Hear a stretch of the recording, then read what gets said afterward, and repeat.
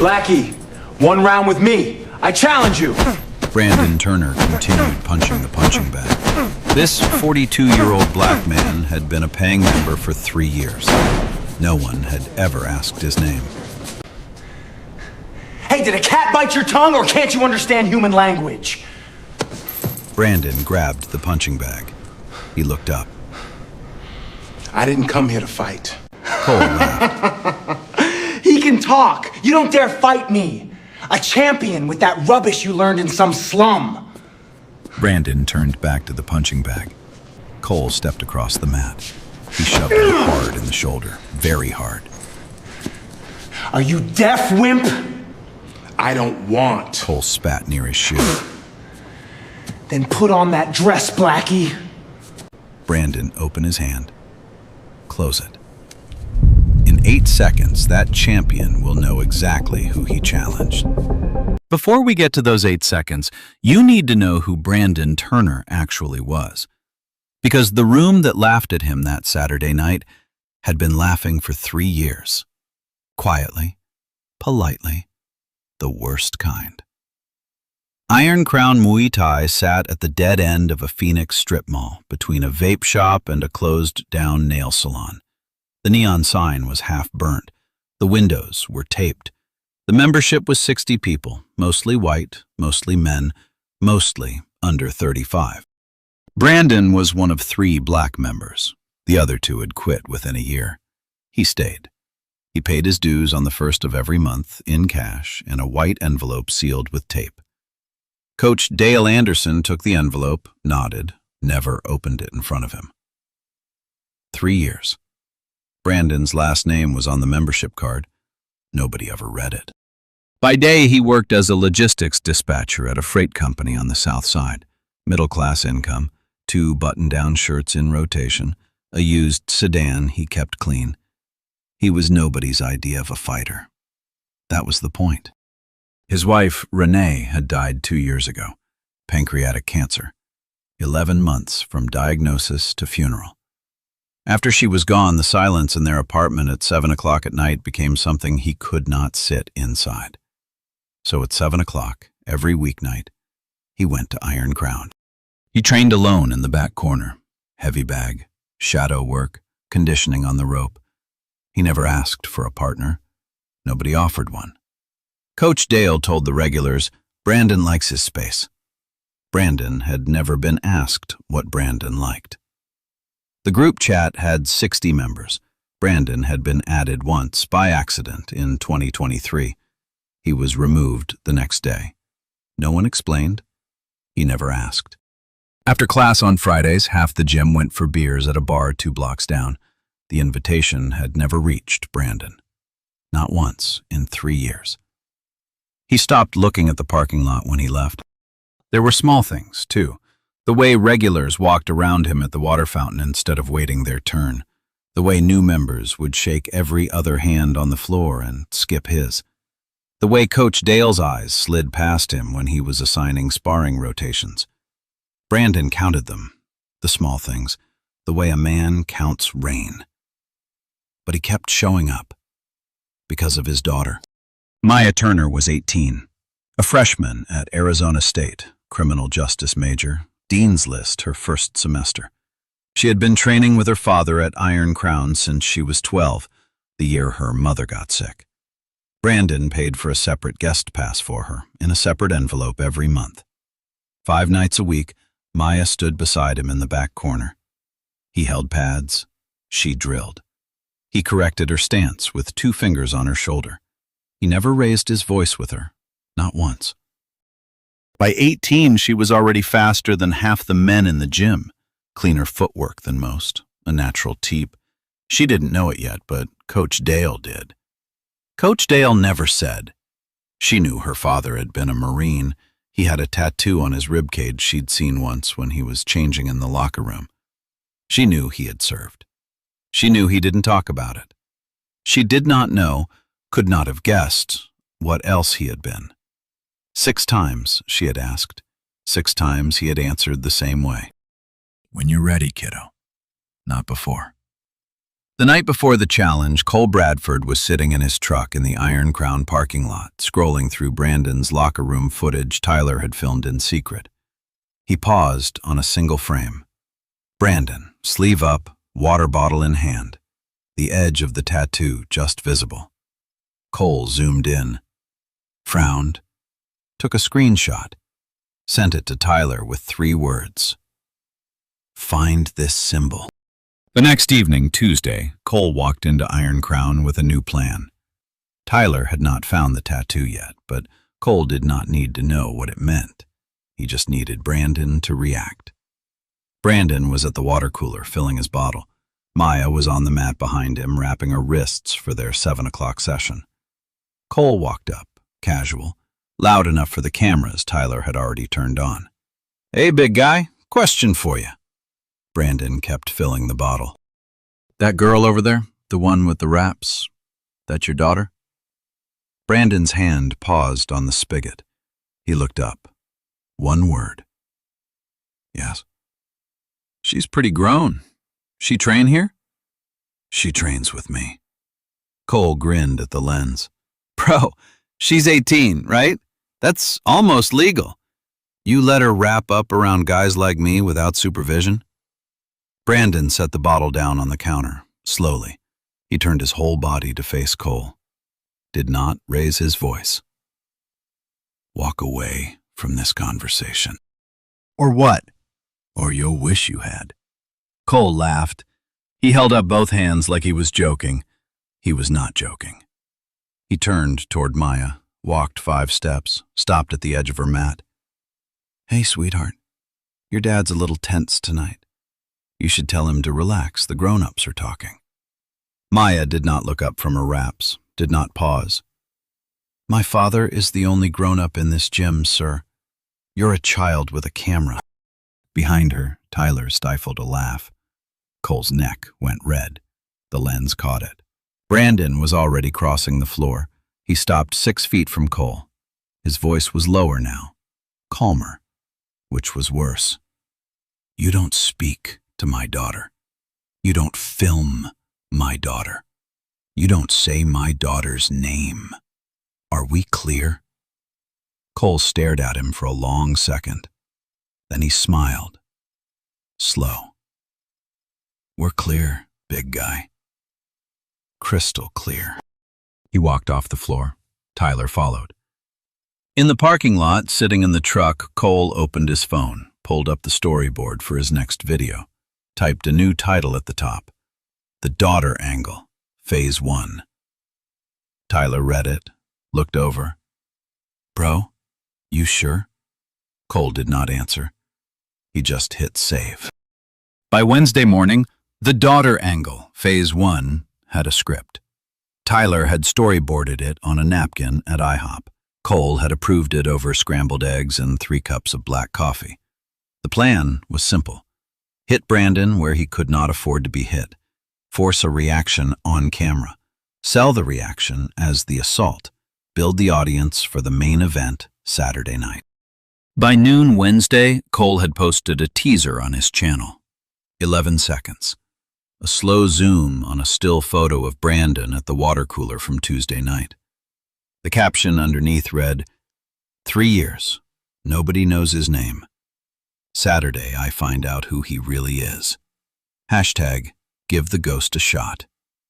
600,000 subscribers shared it before lunch. The hashtag picked up by dinner. By midnight, it was trending across Arizona. Wednesday evening at Iron Crown, Cole did not approach Brandon directly. He worked the room instead. 2 new members had joined that week.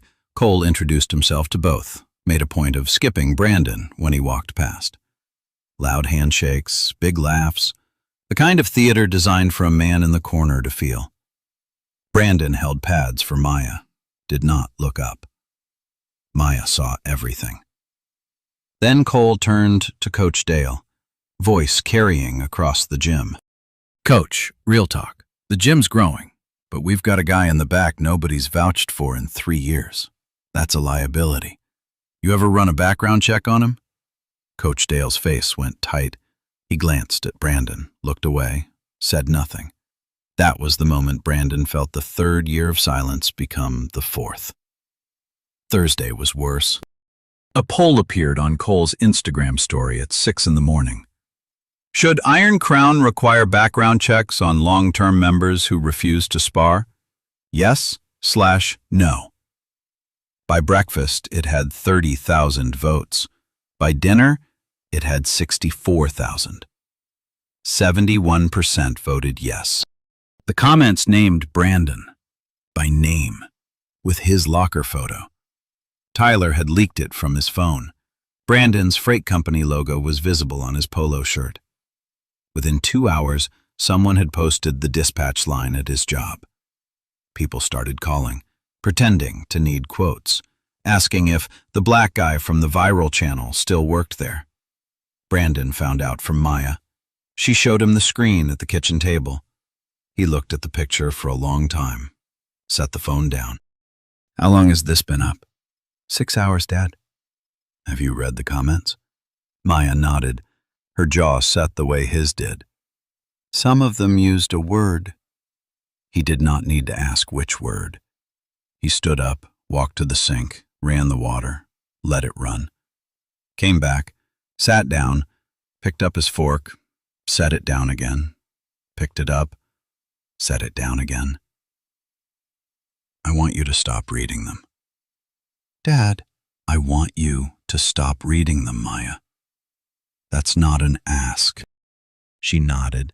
She kept reading them anyway. He knew she would. He had raised her.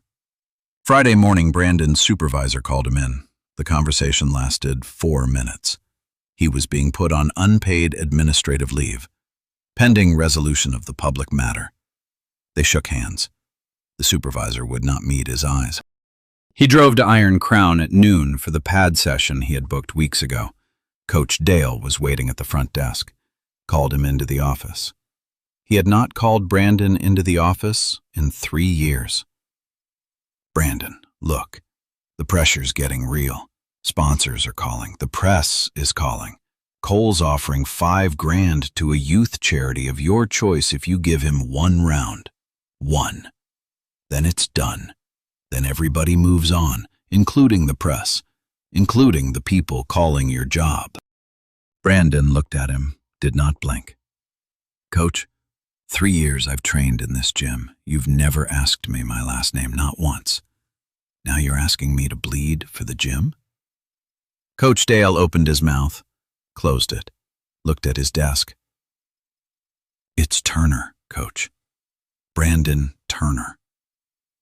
Write it down. He walked out. In the parking lot, Cole was waiting, leaning on the hood of Brandon's sedan. Tyler was filming from 20 feet away with a long lens. Heard you and Coach had a chat.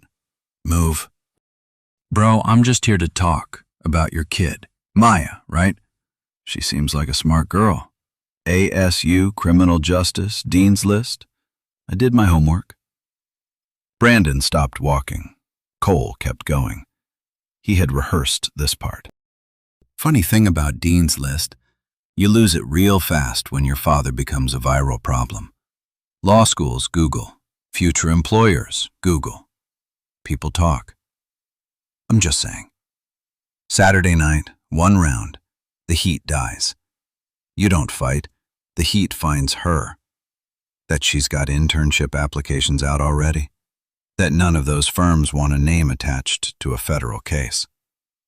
Brandon set his keys down on the hood of his car, very deliberately. He took 1 step toward Cole. Then he stopped, closed his eyes, took a breath. The 4 count Ajarn had taught him 15 years ago in a courtyard in Chiang Mai. In through the nose, hold. Out through the mouth, hold. He opened his eyes, picked up his keys, got in the car, drove home without a word. That night, Brandon sat at the kitchen table across from his daughter. He placed a folded pair of red shorts between them, hand-stitched. The fabric was old, the color faded to the shade of dried roses. The gym name printed on the hip was in Thai script, almost gone. Maya stared at the shorts, then at him. Dad, what is this? This is who I used to be. Were you a fighter? I was, and I made a promise a long time ago to stop fighting in anger. Saturday, I'm going to have to keep that promise in a different way. I need you to understand the difference before you watch. Teach me. Tomorrow morning, 5 a.m., empty gym, just you and me. I'll teach you what restraint looks like when it counts. She nodded slowly. He held her eyes across the table. And Maya, whatever happens Saturday night, you stay in the office with Coach Dale. You do not step on that floor. Promise me. I promise. He folded the red shorts, put them back in the duffel, zipped it shut. His phone buzzed on the table. He looked. Cole had just posted a countdown video. Saturday, 6 p.m., Iron Crown. He brings his daughter, or he doesn't show. Either way, it's content. 46,000 views in 2 hours. The comments were already on fire. 5 a.m. Saturday. The gym was empty. Brandon unlocked the front door with his member key. Maya followed him in, already in wraps. He flipped on one row of lights, just the back corner. Their corner. 3 drills, he said. That's it. Then we go home. Why only 3? Because Saturday night is not about hitting him. It's about not hitting him. The room won't understand. I need you to. He showed her the first drill. Catch a head kick on the rising forearm. Return nothing, just absorb. Walk away. The second drill. Parry an elbow with 2 inches of motion. No counter. Walk away. The third drill. Sweep the leg. Extend a hand. If the hand is refused, turn your back. Walk away. Maya drilled each one 10 times. She did not ask why. She watched his eyes. After the last repetition, she set her hands on her hips. Dad, you could end him. That's why I won't. The lesson isn't whether I can. The lesson is whether I choose not to in front of you. He locked the gym at 6:15, drove her home, made breakfast, said almost nothing. At 10 a.m., his phone buzzed, an email from a stranger. Mr. Turner, my name is Olivia Wells. If anything happens tonight, save this number. Pro bono. Brandon stared at it. He did not show Maya. 6 p.m. Saturday.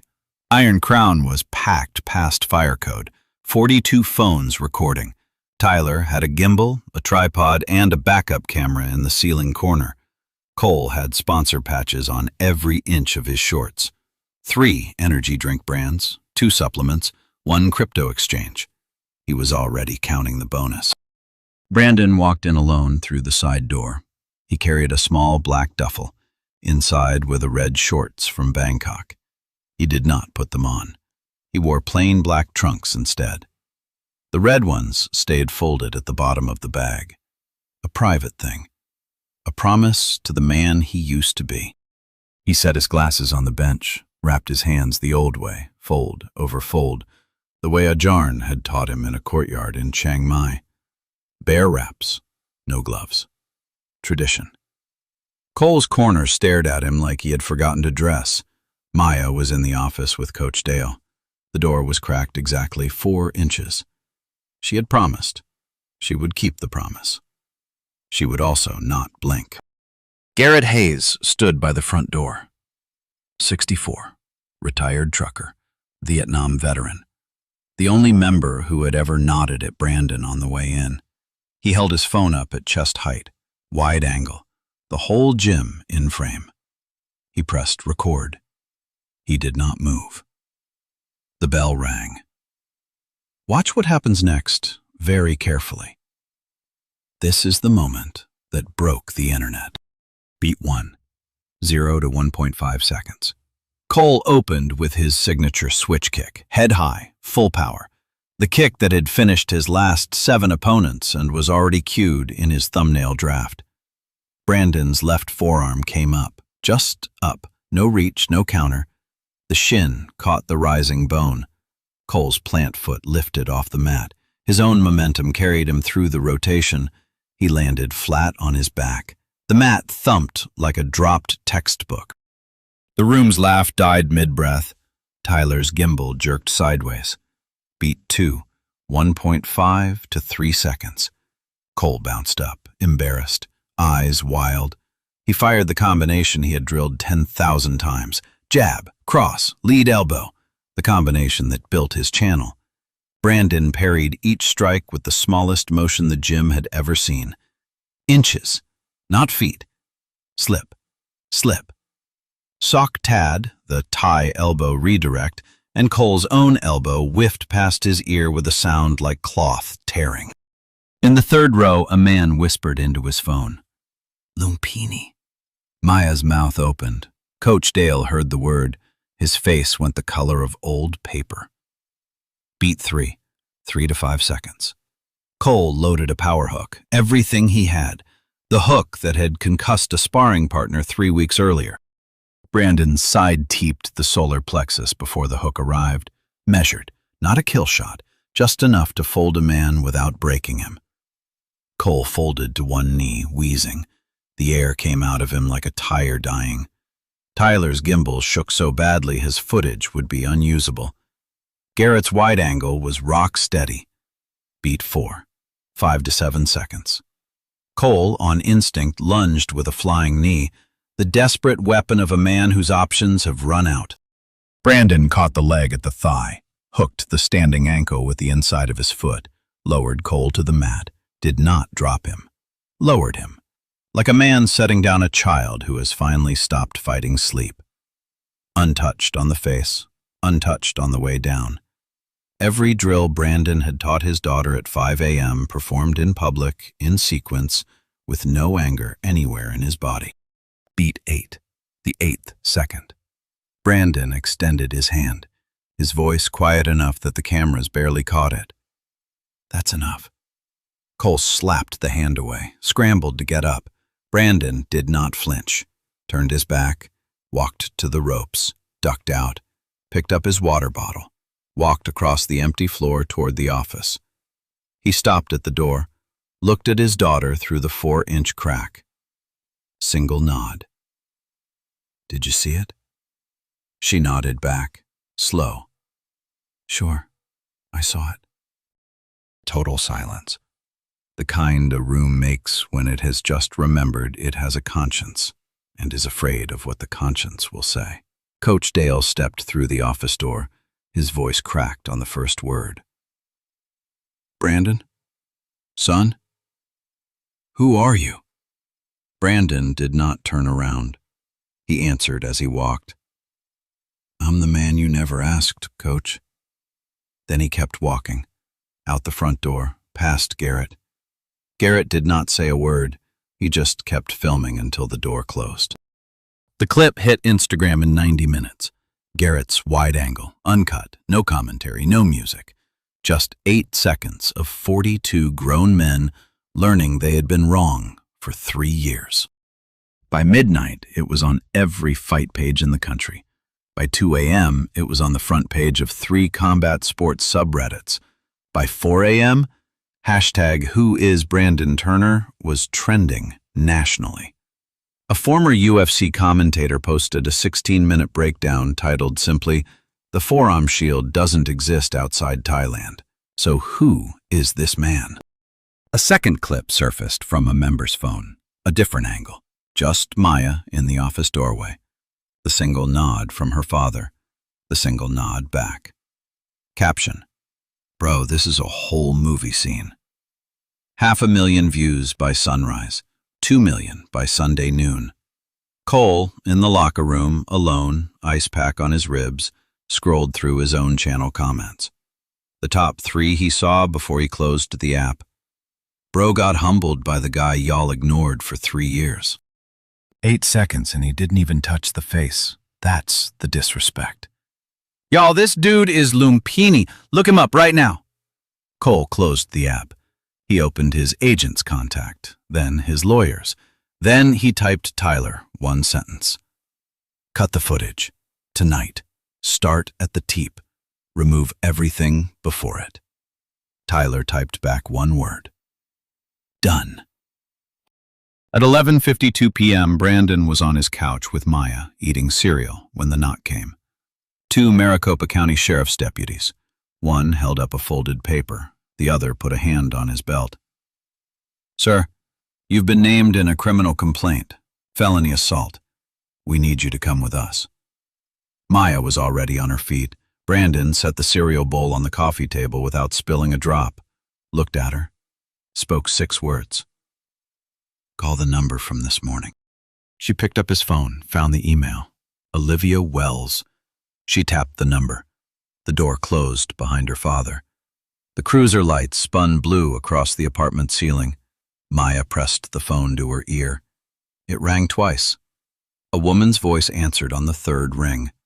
Calm, awake, as if she had been waiting by the phone since sunset. "Maya Turner?" "Yes." "I've been expecting your call. Don't say another word to anyone until I get there." Sunday morning, 9 a.m.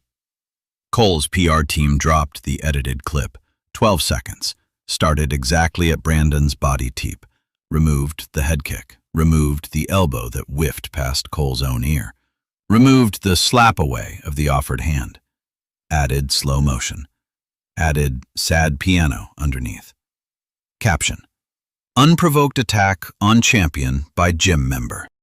By 10 a.m., it had 1 million views. By noon, a local affiliate ran the edit on the news. The chyron read, "Gym member snaps at star athlete in front of daughter." By 1 p.m. Sunday, Brandon was being arrested at his apartment building. In broad daylight, in front of the neighbors. The deputies asked him to walk out in handcuffs. He did. Maya watched from the lobby window. She did not move. She did not cry. She had been told not to.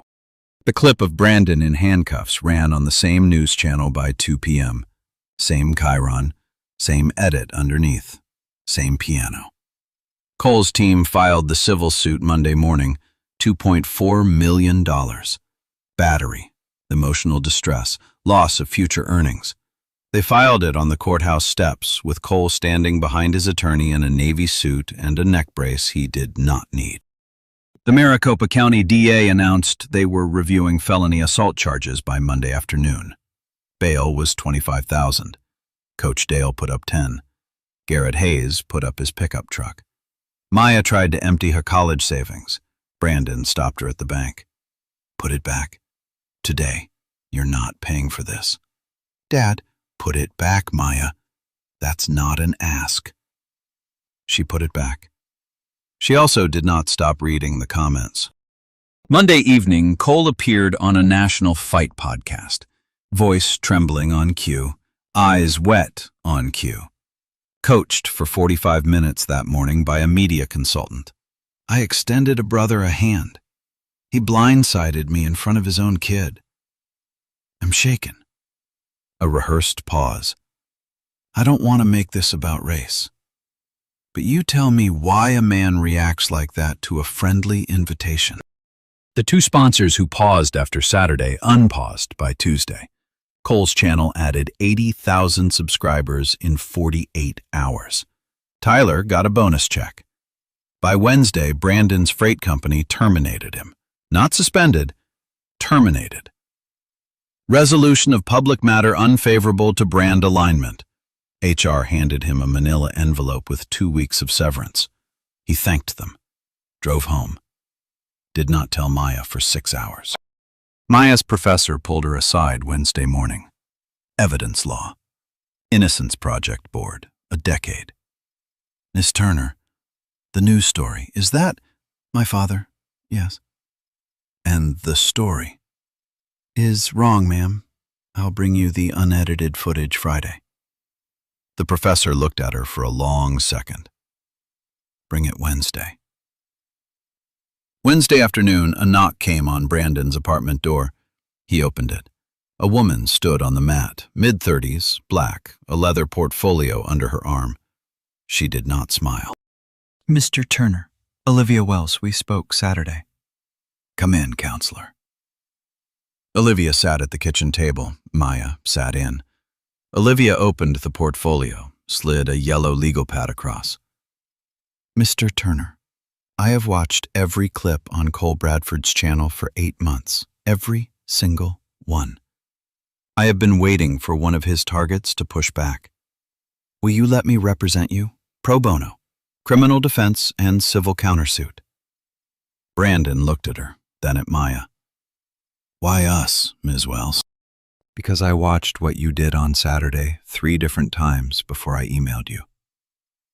What you did was not assault, Mr. Turner. What you did was restraint. And I have spent my career proving the difference. Brandon nodded once. Olivia opened her laptop. First, I need every camera angle inside Iron Crown on the night of the fight. Master, CCTV, ceiling unit, hallway camera, all of it. Brandon called Coach Dale that evening. 90 seconds. The master codes were held by Cole's manager. Cole's manager owned 12% of Iron Crown. The footage was locked. Olivia did not blink. We'll subpoena it. The subpoena was filed Thursday morning, returned Thursday afternoon with a motion to quash. The motion claimed the footage had been corrupted in a routine system update on Sunday. Maya read the filing over Olivia's shoulder, said one word. Convenient. Olivia smiled for the first time since they had met her. Yes. Friday morning, Garrett Hayes pulled into the parking lot. He had been quiet for 2 days. He climbed the stairs holding a small black flash drive. He sat at the kitchen table, placed the drive between them. 3 angles, synced, time-coded, uncut. I've been backing up the gym overhead cameras to my personal cloud since 2019. Old habit from my trucking insurance days. Never know when a member's gonna slip on a wet mat and sue. Olivia stared at the drive, then at Garrett. Mr. Hayes, you may have just won this case. Garrett shrugged. I just record. The man on the mat did the winning. Olivia plugged in the drive. The 3 angles loaded. She watched the synchronized footage in silence for 8 seconds. Then again. Then a 3rd time. She looked up. Her eyes were wet for the first time. Mr. Turner. He kicked at your head. You did not kick at his. You stopped yourself 3 separate times in 8 seconds. This is not a defense brief. This is a countersuit. That afternoon, Brandon drove them to a community center on the west side of Phoenix, a martial arts facility for at-risk teens. He needed to ask an old friend about character witnesses. Olivia walked the lobby while Brandon talked at the back desk. Then she stopped. Halfway down the wall, a framed poster. Top row of regional champions, 2013 featherweight division. Brandon Turner, 25 years old, gloved fist raised, Bangkok in the background. Olivia took out her phone, took a photograph, then another, then a 3rd. Maya walked up behind her, saw the photo on the wall. Her hand went to her mouth. You knew, didn't you, Ms. Wells? I suspected, he confirmed. Maya's eyes did not leave the photograph. Her voice was barely audible. He never told me. Not once. In 18 years. Olivia put a hand on her shoulder, spoke quietly. Because he didn't want you to inherit the part of him that won. He wanted you to inherit the part that stopped. Maya cried for the first time since the arrest. Quiet, standing up, eyes still on the photograph. That evening, the hearing notice arrived in Brandon's inbox. Friday next, hybrid proceeding. Civil court combined with the gym licensing review board. Cole's lead attorney had filed an additional motion that afternoon. The motion subpoenaed Maya Turner as a witness for the plaintiff, to establish the defendant's state of mind through his closest family member. Brandon's jaw locked for the first time since Saturday night. Olivia read it on her phone, read it again, set the phone down, looked across at him, spoke 6 words. They just made their first mistake. Friday morning, the Maricopa County Courthouse. The gallery was packed by 8 a.m. Press lined the hallway. 3 local stations were running a live stream feed. Cole's channel was running its own live stream from a phone in the second row. Tyler was holding the phone. Cole walked in 20 minutes late. Navy suit, neck brace. He had practiced his walk in front of a mirror that morning. Sat at the plaintiff's table beside his lead attorney, smirked at Brandon across the aisle. Brandon wore the same charcoal suit he had worn to Renee's funeral. Olivia wore black. Maya sat in the second row of the gallery beside Garrett Hayes. The judge took the bench. Honorable Lillian Brown Davis, 22 years on the criminal docket, did not suffer theater. Plaintiff's case first. Cole's attorney played the 12-second edited clip on the courtroom monitor. Slow motion. Piano. The version that had run on the news 6 days earlier. The version with 3 million views by Thursday. Then he called Cole to the stand. Cole walked up, hand on his ribs, did the wince. The whole gallery saw the wince. He took the oath. Mr. Bradford, is the footage we just viewed an accurate representation of the events of Saturday evening? Yes, sir. Completely accurate. And the attack was unprovoked? Completely unprovoked. I was trying to be a friend. Olivia rose, walked to the lectern, did not open her notes. Mr. Bradford, last chance to revise your testimony before I show this court what you actually did. Cole grinned. Show whatever you want, sweetheart. The judge's gavel cracked once. Mr. Bradford addressed counsel by her title. My apologies, Your Honor. Ms. Wells. Thank you. Ms. Wells, you may proceed.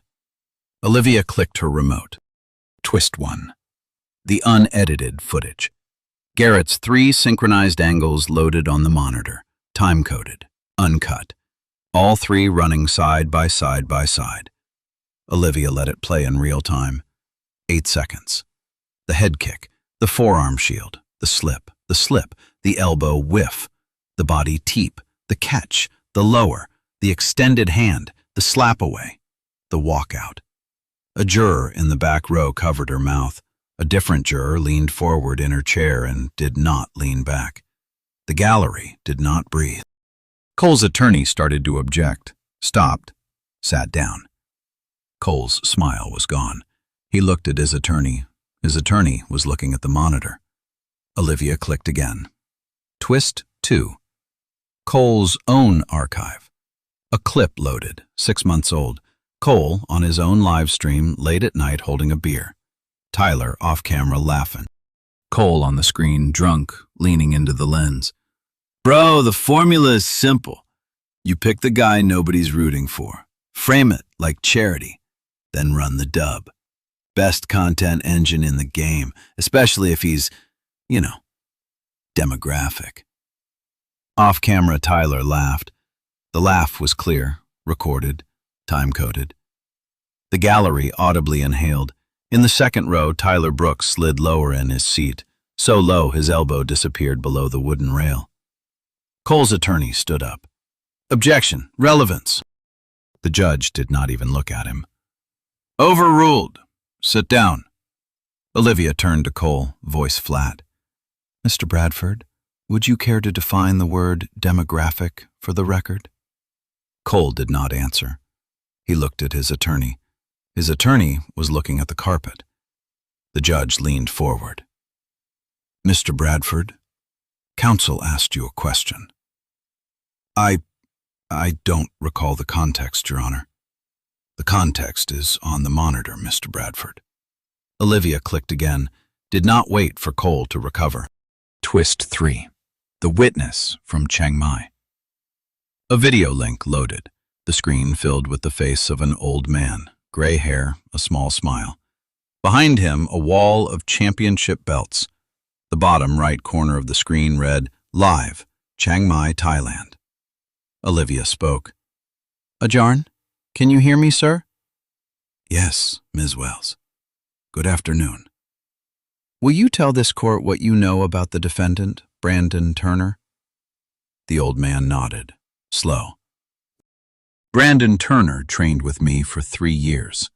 from 2011 to 2013. He won the regional featherweight championship in Bangkok in October 2013. He retired from competition the following month, by his own choice, not by injury, not by defeat, by conscience. He reached off-screen, brought up a championship belt, held it to the camera. The 2013 buckle, Brandon's name on the plate. He took a vow at this gym 13 years ago. He has kept the vow. On Saturday, the man you see on these monitors kept the vow 3 separate times in 8 seconds. He is the most disciplined fighter I have ever taught, and he is exactly the kind of man I would trust to teach my own daughter. The screen held on his face, then went dark. Brandon, at the defense table, closed his eyes. 1 tear. He did not wipe it away. Maya, in the gallery, did the same. Cole's attorney had not spoken in 2 full minutes. Olivia turned to the bench. Your Honor, the defense calls Maya Turner to the stand. The plaintiff had subpoenaed her. The plaintiff had made the first mistake. Maya walked up. 18 years old, wraps still faintly visible on the backs of her hands from morning training. She took the oath. Cole's attorney rose, wanted to recover ground, hit her hard. Miss Turner, on the night in question, did you fear for your safety in your father's presence? Maya looked at him, did not blink. Sir, I have trained with my father 5 nights a week for 6 years. I have never been safer than I am in a room with him. The only person who endangered me that night was the man in this courtroom who put my face in a thumbnail. The gallery froze. Cole's attorney opened his mouth, closed it, sat down. No further questions, Your Honor. Cole leaned over to whisper something to his attorney. His voice carried 6 inches farther than he meant. The court reporter caught it. 8 words about Renee Turner, about what kind of woman she must have been to marry a man like Brandon. The judge stopped the proceeding cold. Mr. Bradford, stand up. Cole stood. You are held in contempt of court. Bailiff. The bailiff stepped forward. 3 of Cole's remaining sponsors, watching the live stream on their corporate phones, pulled their endorsement deals in real time. The notifications hit Cole's phone in his suit pocket. He could feel them buzzing as the cuffs went on. Brandon took the stand last. Did not gloat, voice low. I trained at that gym 3 years. Nobody asked my name. I told myself it was fine. It was not fine. But it was survivable. What was not survivable was a man putting my daughter's face on a thumbnail to sell humiliation. The ring was never the question. The lie was. I would take that kick 100 more times. Quiet. Before I would teach my daughter that the answer to being made small is to make someone else smaller. The gallery did not move. Maya stood up, walked across the carpet, stopped at the witness stand, took her father's hand, spoke loud enough for the room. Dad, you kept the promise. Brandon cried openly, for the first time in 2 years.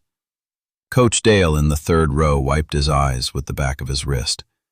Garrett saluted from the back row. Olivia turned her face away from the cameras so no one would see. The judge dismissed all criminal charges. The civil suit was withdrawn within the hour. The countersuit for defamation was filed by sunset. Cole walked out of the courthouse in handcuffs to a wall of cameras with no answer prepared. Within 72 hours, the country had picked a side. Hashtag Justice for Brandon trended on Friday evening. Hashtag Stand Quiet trended by Saturday morning.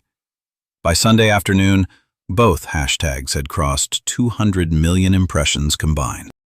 Cole Bradford lost every remaining sponsor within 48 hours. The energy drink, the supplements, the crypto exchange, all 3 issued statements distancing themselves from conduct inconsistent with our brand values. His YouTube channel was demonetized by Monday morning.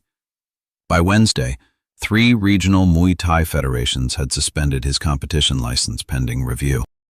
His public apology video posted on Tuesday, 16 minutes long, tears on cue. The comments were turned off. It underperformed his lowest 2022 upload. By Friday, it had been mass reported and removed for violating community guidelines on harassment. Tyler Brooks deleted his account Wednesday night. He resurfaced 4 weeks later with a video titled, "I was complicit." The comments stayed off. He did not name Cole. He did not need to. The footage spoke for itself. The Maricopa County DA's office issued a formal apology to Brandon Turner on Thursday, in writing, on letterhead. Olivia framed the letter and hung it in her office. Beside it, she hung the photograph from the community center wall, the one of Brandon in 2013, gloved fist raised, Bangkok in the background. Coach Dale Anderson did not sleep for 2 nights after the verdict. On the 3rd morning, he drove to Brandon's apartment building at 6 a.m. and waited in the parking lot. When Brandon came down for his run, Coach Dale stood up out of his truck. "Brandon, I owe you a conversation that's 3 years overdue." "I'm listening, Coach." "I want you to run a new program at Iron Crown. Adults, self-defense, restraint-based. Your curriculum, your rules, your name on the door. I'll match your salary. I'll match it with hazard pay. I'll do anything you ask. I should have asked you 3 years ago what you needed. I'm asking now." Brandon looked at him for a long time. The sun was just coming up over the parking lot. "I have 3 conditions, Coach." "Name them." 1. The first day on the floor, you greet every new member by their full name, last name first. You don't make that mistake again. 2. Olivia Wells writes the legal rights curriculum, pro bono if she wants, paid if she'll take it. The program teaches restraint and the law together. 3. Maya is on the coaching staff from day 1. She runs warm-ups. She is paid. She gets a key. Coach Dale nodded at each one. Done, done, done. They shook hands in the parking lot. Brandon kept running. The Turner Adult Defense Program launched 6 weeks later. 80 members signed up in the first month. Most of them had been quietly turned away by other gyms in the valley. Most of them looked nothing like the previous Iron Crown demographic. Most of them stayed. The written code went up on the wall in the front room, behind glass, in plain black letters. De-escalation first. Restraint, always. Technique never weaponized against the unwilling. Maya taught warm-ups 3 nights a week. She kept her dean's list. She began competing in sanctioned amateur Muay Thai bouts the following spring. By her father's rules, by the book. With registered medicals, licensed officials, and an athletic commission ID card in her wallet at all times. Her first sanctioned bout she won by clean decision. She did not celebrate over her opponent. She bowed at the center of the ring, walked across, helped the other woman to her feet, walked her back to her own corner. The Phoenix City Council recognized Brandon at a small ceremony in May, not for the 8 seconds, for 13 years of restraint. 2 years of single fatherhood, and 1 program built from the silence of a room that finally learned how to listen. The mayor's office quietly funded the Turner program for 3 years. 6 gyms in 3 states adopted the Turner Code by the end of the year. A small black-owned gym in Atlanta dedicated a heavy bag to Renee Turner. Her photograph hangs above it. Her name is on the frame. Cole Bradford served 30 days for contempt. He did not appeal. When he was released, his channel had been deleted. His sponsors were gone. His brand was a cautionary tale. He posted nothing. He said nothing. He disappeared. For now. 6 months later. The Turner Adult Defense Program had 180 active members across 4 Phoenix locations. The wait list for the flagship class at Iron Crown was 60 deep. Most of the new members brought a friend by the end of the first month. Most of them stayed. Brandon spoke at a town hall in October. The topic was lawful self-defense and racial isolation in fitness spaces. The room was full. He did not raise his voice once. He did not need to. He said one thing the local paper would quote on the front page the next morning. Power without restraint is not skill. It is a curse with feet. I learned that from a teacher in Thailand 13 years ago. I am teaching it now to anyone in this city who wants to learn the difference. Garrett Hayes runs the front desk at Iron Crown 4 nights a week now. Paid, salaried, with benefits. He grins every shift. He still backs up the gym cameras to his personal cloud, old habits. Olivia Wells launched a non-profit law office in March. Open Hands Legal. 2 attorneys, 3 paralegals, a waiting room with a coffee machine and a couch. They defend wrongly accused gym members, trainers, and athletes across the Southwest. The first 6 cases were referred by Brandon. All 6 ended in dismissal. Olivia takes the Turner case to law schools twice a year. 3 different schools have used the unedited footage as a case study in prosecutorial overreach and edited evidence manipulation. The lecture series is called What the Camera Removed. Coach Dale Anderson starts every new member orientation with a single sentence. Same words, every time. In this gym, you will earn the right to your power by proving you can walk away from it. And before you set foot on the floor, you will introduce yourself to every other member by name. We don't make that mistake here anymore. Tyler Brooks finished his probationary period at the program in November. He passed the conduct review. He wraps his own hands now. He does not own a camera. He has been quietly working the equipment closet between classes for 8 months. Last week, Brandon gave him a key to the front door. Tyler cried in the parking lot. He did not let anyone see. Maya Turner finished her freshman year on the dean's list. She is on track for federal prosecution. She fights amateur Muay Thai by night, sanctioned, registered, by the book. She won her second sanctioned bout by clean decision in April. She refused to celebrate over her opponent. She bowed, walked her opponent back to her corner. Same as the first time. Her father was in the corner that night. Gray at the temples now. Renee's photograph taped inside the coaching clipboard where it has been every fight. After the decision was announced, Maya walked back to her corner. Brandon was holding the duffel bag. He unzipped it. He pulled out the red Bangkok shorts, folded, untouched. Beside them, the 2013 belt. He handed her the belt, not to keep, just to hold, for 1 minute. This is the part of me that won. You don't need it, but you have earned the right to know it existed. Maya held the belt against her chest. She did not say a word. She did not have to.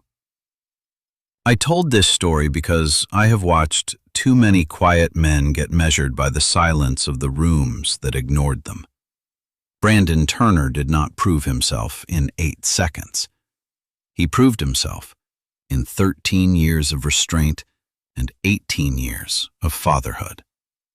That is the real fight worth filming. If you have ever walked into a room 3 years in a row and not been seen, type "I see him" in the comments.